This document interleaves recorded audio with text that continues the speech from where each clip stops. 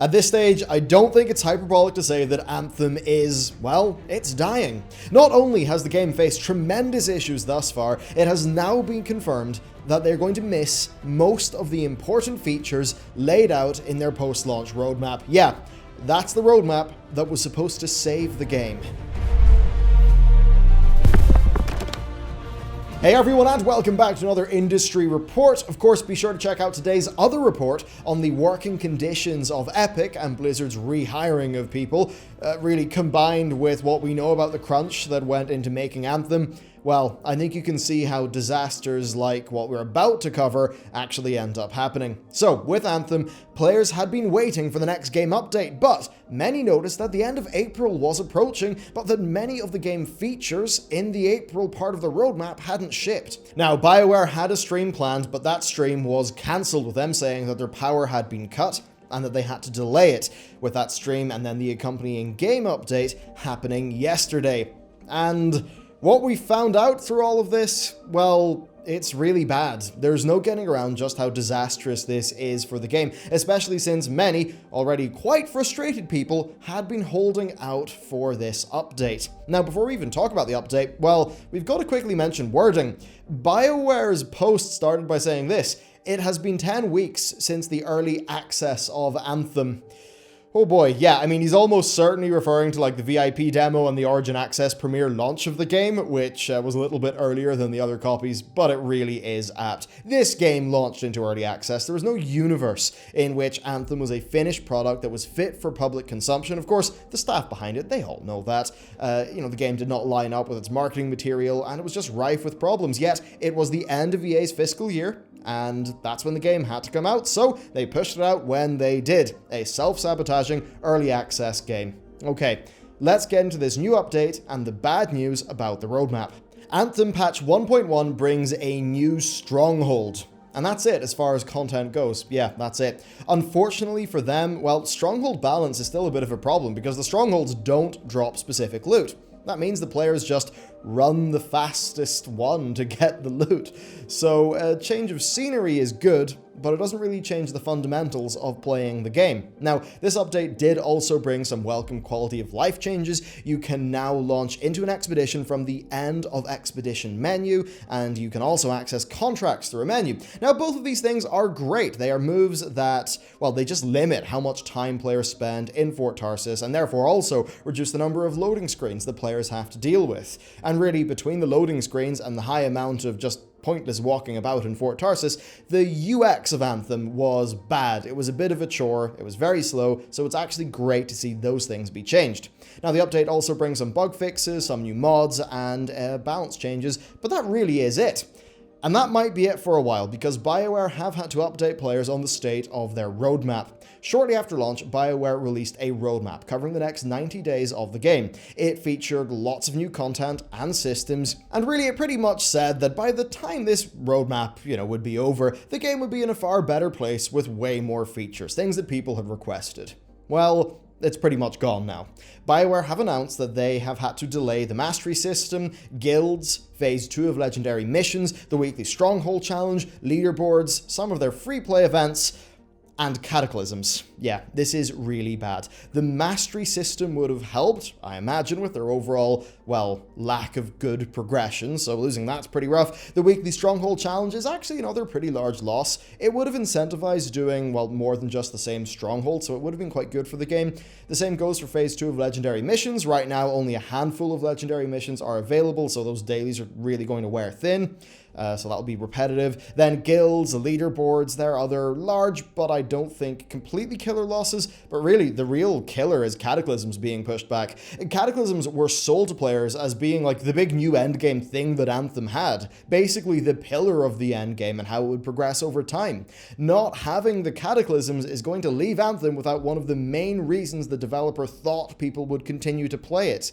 They then went on to say that they will give an update on the state of Cataclysms during May, but that pretty much means that Cataclysms are delayed until June? Maybe July? This announcement also did come along with them saying that there'll be a public test environment, so if we're to assume the testing then has to be done on the Cataclysms, I mean, it's hard to imagine they'll be ready for June.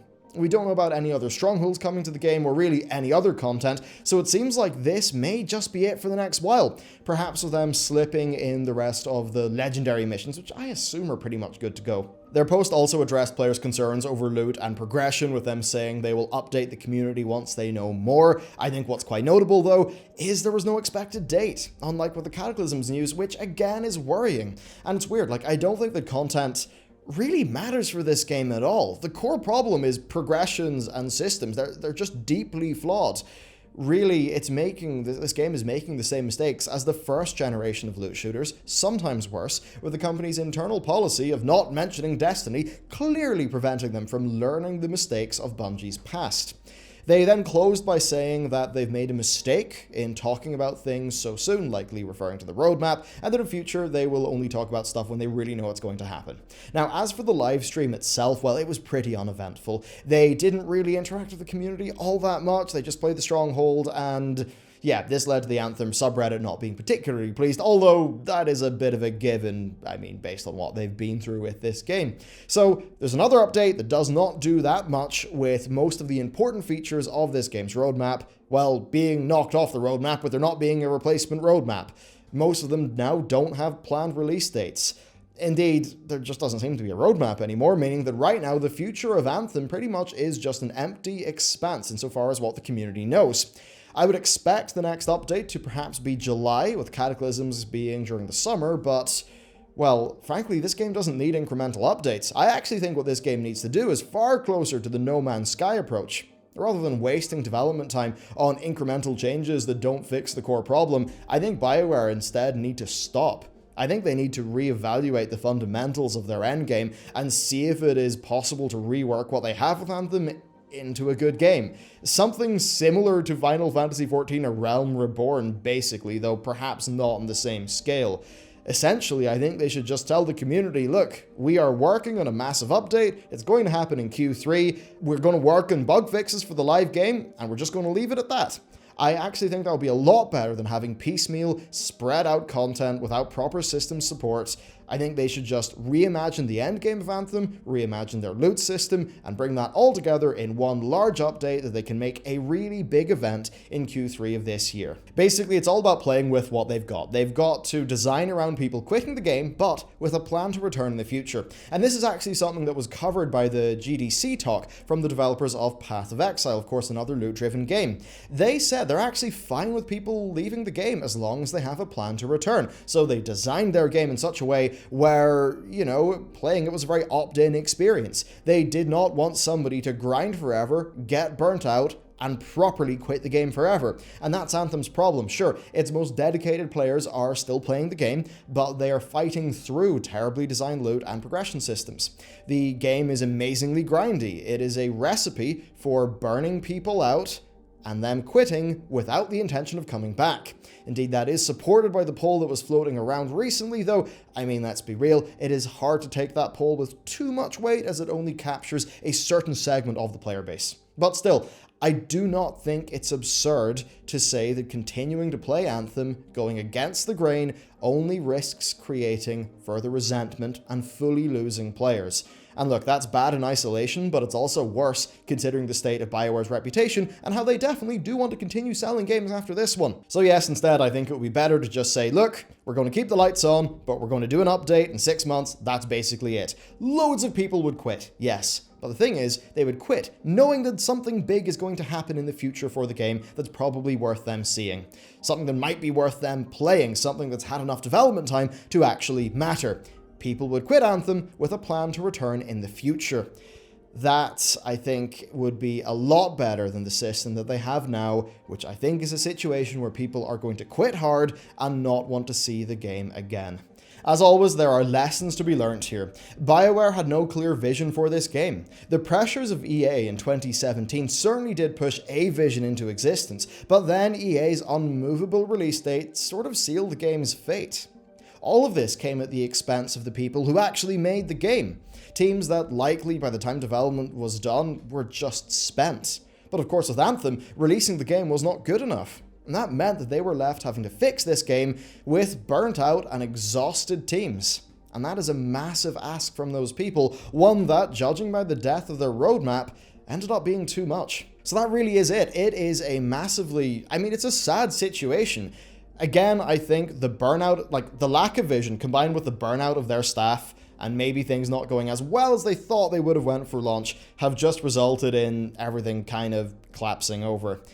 This, I mean, look, it could be good that they've decided to kill a bunch of things off their immediate plan and only talk about stuff when they actually have news to talk about. Personally, I hope that means that they are working for, you know, the Loot 2.0 version of Anthem. And when I say that, I'm referencing the update before Diablo 3 Reaper of Souls launched that basically fixed the game's loot system.